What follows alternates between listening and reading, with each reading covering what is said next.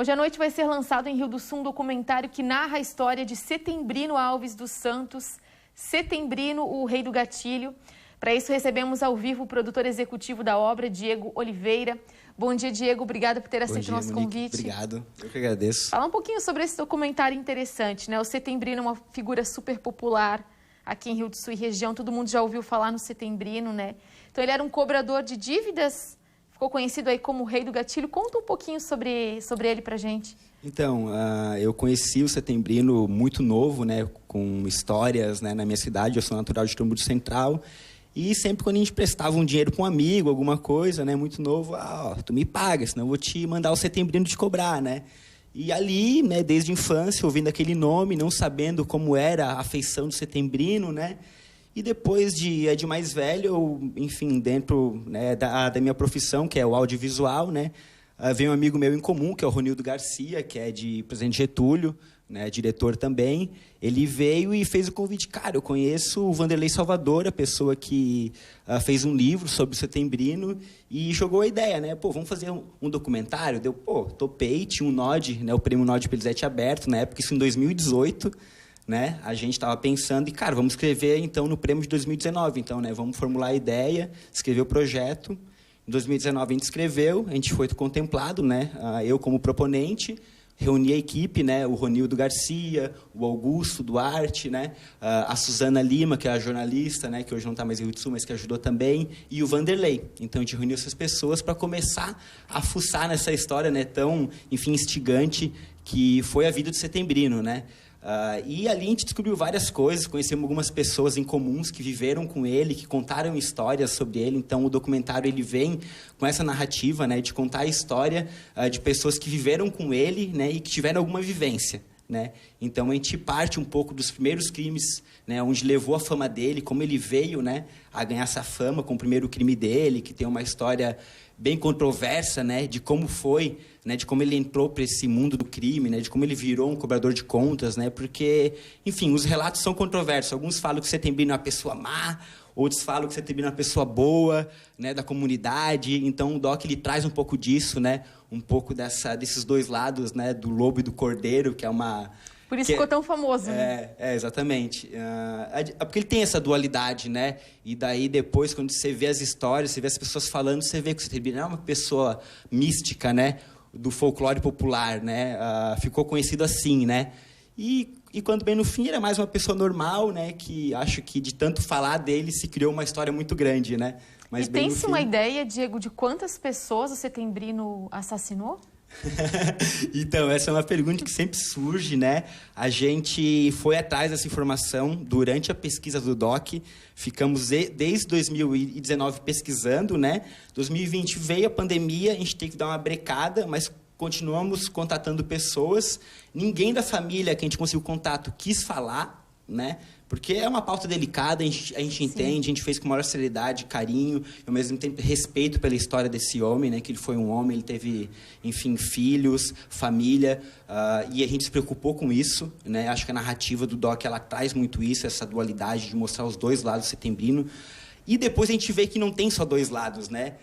Quando você vem com essa pergunta, uma semana atrás, uma amiga dele entrou em contato comigo, falando que ela tinha todos esses dados, né, de quantas pessoas ele matou, né, o primeiro jornal, que é a notícia do primeiro assassinato dele. Ela é uma jornalista antiga que fez essa reportagem com ele e por isso ficou amiga, né?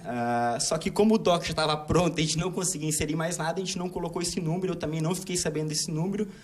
Mas foram algumas pessoas, foram alguns crimes que o Setembrino cometeu. Eu só não sei quantificar porque, juridicamente, a gente não conseguiu ir atrás desses dados também, né? Para comprovar, o que está no auto são tantos crimes, mas pelo menos uns 3 ele foi julgado, né? Absolvido, né? Pelo que conta no DOC, pelas pesquisas, ele foi absolvido 3 vezes. Ele chegou a ser preso algumas vezes e muitos dos crimes pelos quais ele foi acusado, ele foi inocentado na época. Exatamente. E pagou pena, né? Aqueles que ele foi acusado e condenado, ele pagou pena, tanto é que a gente tem registros de escritas, cartas, poemas dele, de quando ele estava dentro da cadeia, ele não escrevia, né? Mas ele tinha colegas que escreviam para ele.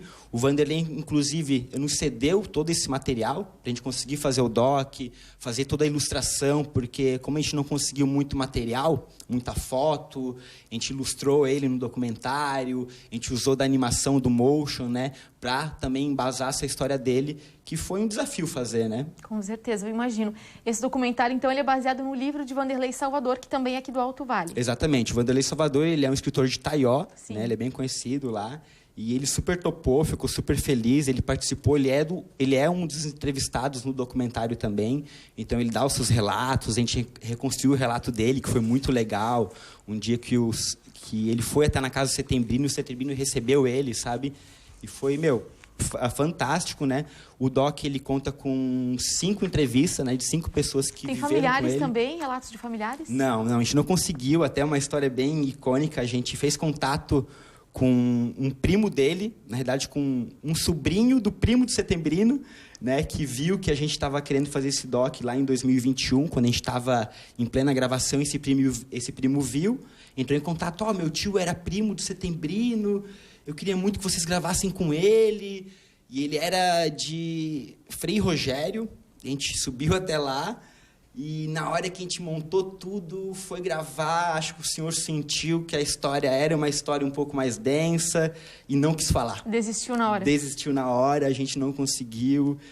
E daí, como o projeto precisava ser muito finalizado, né, que a gente tem um tempo de projeto para executar dentro do fundo, né, a gente achou melhor fechar a história em 5 personagens, que também dava uma narrativa legal. A gente conseguiu fazer uma dramaturgia ali com uma trilha, né, com som design. Então, é uma obra, né? É uma obra, então espero que todo mundo goste e prestigie hoje na Fundação. Setembrino faleceu em que ano, Diego? Em 2010. 2010. Isso. A gente foi até Curitibanos, onde ele foi enterrado, né? Fizemos essa pesquisa, fomos até na lápide dele, né? Para conhecer. A gente que nunca tinha visto uma foto dele, né? A gente tinha poucos registros, então a gente precisou também ver com os nossos próprios olhos, né? Esse personagem icônico da nossa história. A gente mostrou fotos ali, ele se vestia muito caracterizado, assim, né?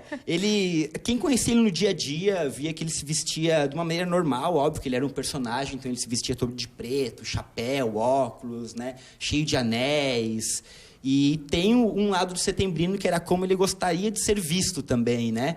Que no final do doc a gente está como um bônus, uns créditos finais, tem umas fotos de como ele gostava de se vestir, que é meio que um caboclo, né, um faroeste meio que do sul, assim, né? Então, um lampião do sul, né? Se você ver fotos dele, ele era meio que um lampião do sul.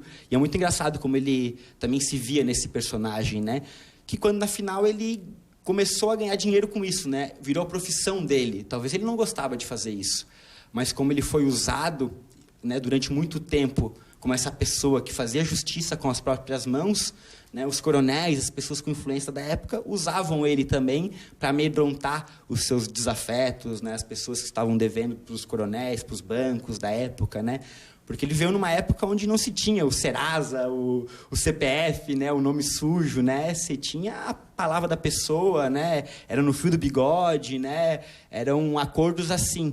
Então, tinham pessoas que eram cobrador de contas. O Setembrino foi esse personagem da nossa região que cobrou contas e era mais uma pessoa, enfim, que é normal, eu acredito. Interessante. Diego, o lançamento, então, hoje às 8 da noite, lá na Fundação Cultural. Exatamente. Hoje, às 20 horas, né, na Fundação Cultural, a entrada free, tá? Franca, é só chegar e a gente vai receber todo mundo lá. Legal. Muito obrigada, Diego. Eu que agradeço.